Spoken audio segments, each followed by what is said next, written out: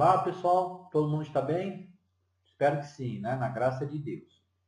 Então, nós vamos dar continuidade ao nosso estudo da mediunidade.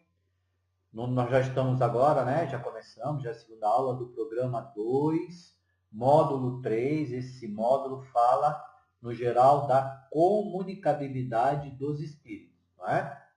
Hoje, nós vamos falar do tema 2, que se refere ao diálogo com os espíritos. Já que eles se comunicam, não é? Então nós vamos entender como deve ser esse diálogo, não é? Com os nossos irmãos encarnados e desencarnados na reunião mediúnica. O intercâmbio mediúnico fraterno, né? Essa relação de se dialogar com os irmãos numa reunião mediúnica, né? É um grande exemplo e tem uma grande importância na prática da caridade, né, dentro da casa espírita. O esclarecimento desses irmãos que sofrem, né, dos irmãos que ainda se veem enredados por vinganças, em vícios, que são perseguidores, não é?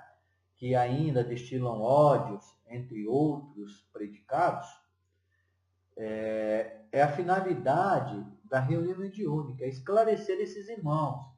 A alienação mental dos espíritos desencarnados exige um concurso fraterno de corações amigos, com bastante entendimento e bastante amor, para auxiliar nos templos espíritas atualmente dedicados à recuperação do cristianismo, em sua feição clara e simples. André Luiz, em o livro Desobsessão. Em virtude da importância desse trabalho, né, da necessidade, né, desse esclarecimento, então no grupo mediúnico nós temos entre os seus membros um membro que é chamado de dialogador, tá bom? E qual é a função desse dialogador? Bom, ele tem por função acolher e esclarecer o encarnado ou desencarnado sofredor que vem à reunião mediúnica. Antes de eu continuar, se quem quiser mais detalhe, tem um livro, né, chamado Diálogo com as Sombras, do Hermínio C. Miranda, e tem um capítulo específico sobre as qualificações, né, do dialogador para participar do grupo mediúnico. E a eficácia do esclarecimento, né, de se esclarecer esse irmão sofredor, não é? A eficácia usada pelo dialogador, ela vai se basear no quê? Na experiência doutrinária que o dialogador tenha, no conhecimento do Evangelho de Jesus, tá? E também com seus exemplos do dia a dia nas suas práticas de vida. 1. Doutrinador, dialogador ou médium esclarecedor. As obras espíritas ainda, né, costumam chamá-lo, denominá-lo de doutrinador. Alguns outros já chamam de esclarecedor. Nós, no nosso curso, vamos usar a palavra, não é, dialogador. O termo doutrinador, ele ainda é muito utilizado no meio espírita, tá? E o que desabona um pouco esse termo é que ele remete à doutrinação a como se você estivesse catequizando, né? Você estivesse ali dando um sermão para a pessoa que está ali, você está doutrinando, né? Fazendo com que ele acredite naquela doutrina. É por isso que, como eu falei, nós vamos usar o termo dialogador. Porque dialogador, ele tem uma intenção de mostrar que é uma conversa fraterna, não é? Um esclarecimento evangélico doutrinário, porque ali nós estamos todos na mesma caminhada. Então, quem somos nós para doutrinar alguém? Quem nos delegou isso, não é? Agora, dialogar fraternalmente com o irmão, esclarecendo, explicando, isso sim nós temos condições de fazer. André Luiz, em suas obras Emmanuel e aí outros orientadores, eles usam as três, né, denominações.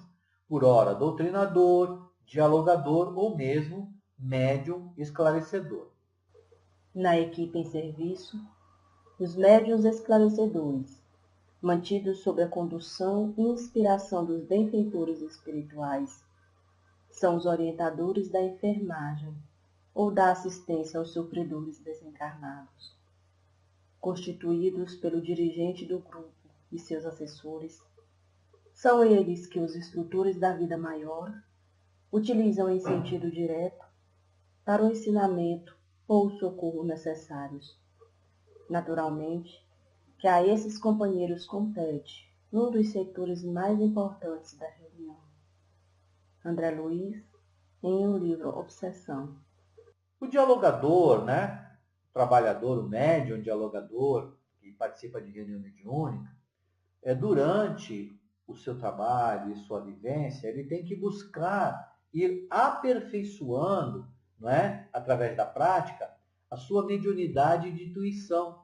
Então ele tem que ficar atento, prestar atenção às intuições, né? Que lhe surgem, às ideias que lhe surgem durante o diálogo com os espíritos comunicantes. Então ele tem que estar aberto às intuições, não é? E confiar nas intuições também, tá ok? Então ele deve também, para ser um bom dialogador, exercitar e desenvolver a paciência e a tolerância, não é?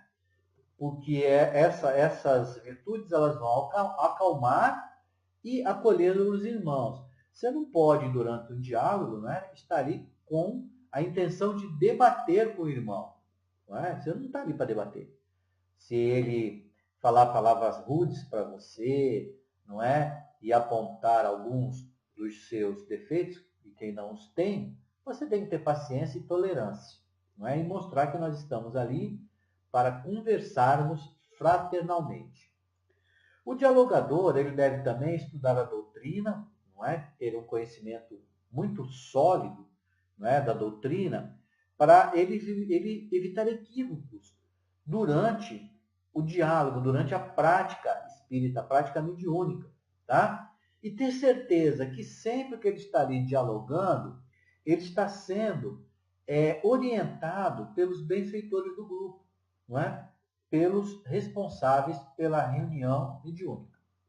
Ele ainda deve ser benevolente, ter afabilidade, ser simples no trato com aqueles irmãos que chegam ali para se comunicar. Dialogar com simplicidade, não é? Essa linguagem, não é? Mais séria, mais culta dos livros, ela não se aplica no diálogo.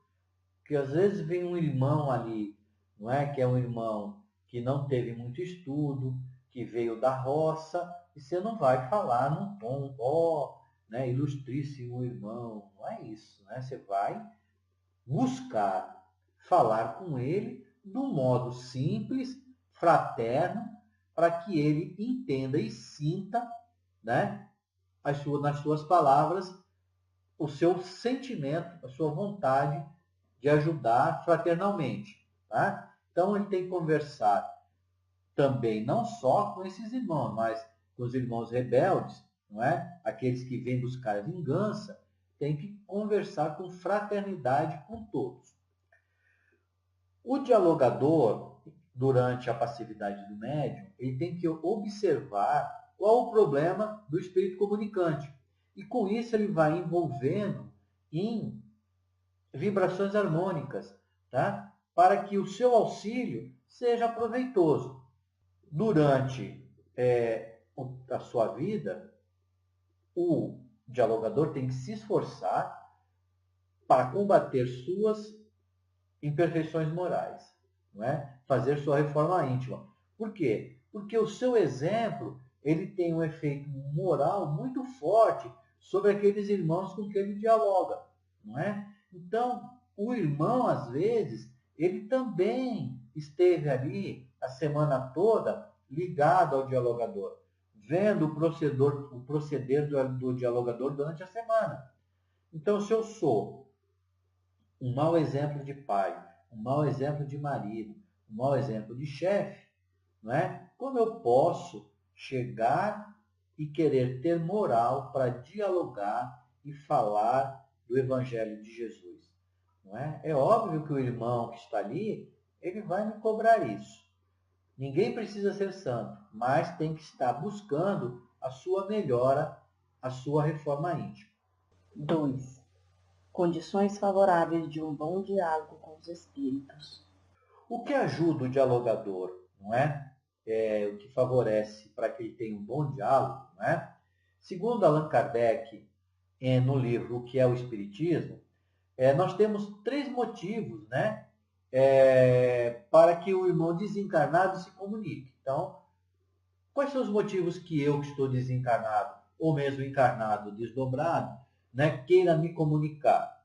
Que lhe convenha fazê-lo, que sua posição ou suas ocupações permitam, que encontre no médium um instrumento apropriado à sua natureza. Assim, não é? Se o irmão está numa dessas 3 condições e deseja falar, então nós temos como as principais condições, né, para favorecerem um bom diálogo o seguinte: o amor. A arte do diálogo fraterno se aperfeiçoa quando há empenho do dialogador em valores intelectuais e morais. Assim, o segredo da doutrinação é o amor, como nos diz Hermínio Carvalho de Miranda, em o livro Diálogo com as Sombras, e também André Luiz, em o livro No Mundo Maior, ao comentar que conhecimento auxilia por fora, só o amor socorre por dentro. Com a nossa cultura, retificamos os efeitos, quanto possível, e só os que amam conseguem atingir as causas profundas. Vamos lembrar que só o conhecimento intelectual ele não vai garantir o nosso sucesso, o nosso êxito na tarefa da desobsessão. O diálogo ele deve ter o quê? Além do conhecimento, não é? Tem que ter um sentimento muito forte de solidariedade, de fraternidade e compreensão para com o sofrimento daquele irmão, se colocando no lugar dele e vivenciando suas dores, sendo que benevolente, não é? Com isso, a gente, ou o dialogador, ele pode compreender melhor o sofrimento daquele irmão e melhor auxiliá-lo, não é? Dialogando com ele dentro das condições que melhor favoreçam para que ele repense a sua caminhada. Para esse fim, para decifrar os complicados labirintos do sofrimento moral, é imprescindível haver atingido mais elevados degraus da humana compreensão. André Luiz, em o livro Entre o Céu e a Terra. A palavra. A palavra expressa tanto o que dizer quanto o como dizer. Deve ser pronunciada num tom de voz harmônico, tranquilo, sem afetação nem imposição, na forma fraterna como a de quem conversa com um amigo ou familiar. O dialogador sempre tem que ter em mente que aquele irmão que está ali, ele está naquele desequilíbrio, não é? Momentaneamente. Porque todos nós vamos evoluir, nenhuma ovelha se perderá. Jesus deixou bem claro isso. Então, naquele momento, ele está passando por aquele desequilíbrio. Então, nós temos que entender isso e ajudá-lo, não é, a passar por aquele momento da melhor maneira possível. Ao nos comunicarmos com alguém, emitimos energias que poderão conduzir o ouvinte à harmonia ou ao desajuste, pois a palavra sempre carrega o magnetismo de quem fala. André Luiz, no livro Entre a Terra e o Céu. Ainda, não é? O mesmo autor, ele enfatiza que a palavra, qualquer que ela seja, surge invariavelmente dotada de energias elétricas específicas, libertando raios de natureza dinâmica. A mente, como não ignoramos, é o incessante gerador de força, por intermédio dos fios positivos e negativos, do sentimento e do pensamento, produzindo o verbo que é sempre uma descarga eletromagnética, regulada pela voz. André Luiz, em um livro entre o céu e a terra. Vocês podem observar, não é, que nos livros, não é, principalmente André Luiz, ele traz uma mudança que houve durante um diálogo, né, uma mudança radical do obsessor, que estava reticente, não é? Então, o dialogador ele usou o quê? A simplicidade, o tato, a gentileza, uma entonação fraternal nas suas palavras, mais a intuição, não é, dos mentores para convencer o irmão, não é, a ter uma mudança, conforme vocês vão ouvir agora. A paciência do doutrinador sensibilizava-nos. Raul emitia de si mesmo sincera compaixão de mistura com inequívoco interesse paternal. Acolhia o hóspede sem estranheza ou irritação, como se o fizesse um familiar que regressasse demente ao santuário doméstico. Talvez por essa razão o obsessor a seu turno se revelava menos agastadiço. Ante o argumento enunciado com sinceridade e simpleza, o renitente sofredor pareceu apaziguar-se ainda mais. Jatos de energia mental, partidos de Raul, alcançavam-no agora em cheio, no tórax, como a lhe buscarem o coração. Sob o sábio comando de afetividade ardente, libore-o, meu irmão. Essas 3 palavras foram pronunciadas com tamanha inflexão de generosidade fraternal que o hóspede não pôde sopitar o pranto que lhe subia do âmago. André Luiz, em um livro Nos Domínios da Mediunidade.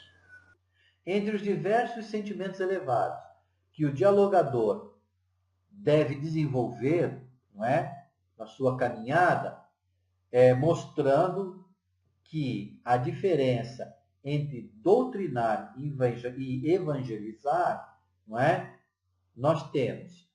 Assim, não basta doutrinar o espírito, no sentido de transmitir-lhes informações ou ensinar-lhe algo. É importante evangelizar. Para doutrinar, basta o conhecimento intelectual dos postulados do Espiritismo. Para evangelizar é necessário a luz do amor no íntimo. Na primeira, bastarão a leitura e o conhecimento. Na segunda, é preciso vibrar e sentir com Cristo. Emmanuel, em um livro O Consolador.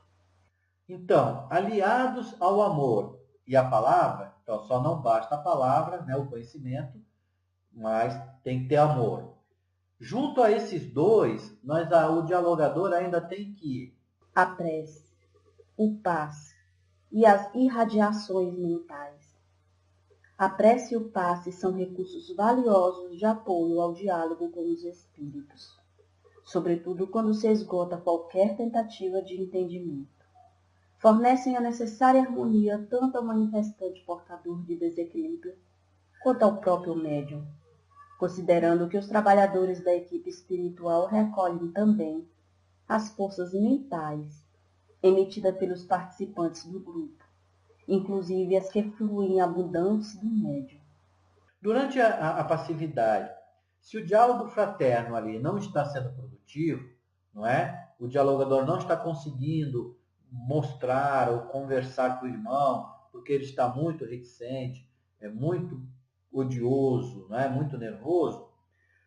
O dialogador ele pode induzir o espírito ao sono, ou mesmo, se ele sentir intuição, ele pode fazer com que o irmão faça uma regressão de memória. Porque às vezes ele está ali na condição, se achando que ele é um inocente injustiçado. Durante a regressão de memória, ele vai ver os atos dele em vidas passadas, não é? E vai entender por que nessa outra vida ele está passando por aquela dor, por aquele sofrimento, não é? Que não ele não está sendo penalizado, ele está simplesmente reajustando aquilo que ele desarmonizou.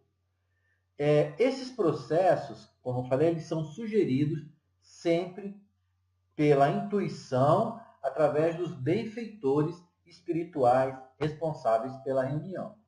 Bom, pessoal, a aula de hoje era essa.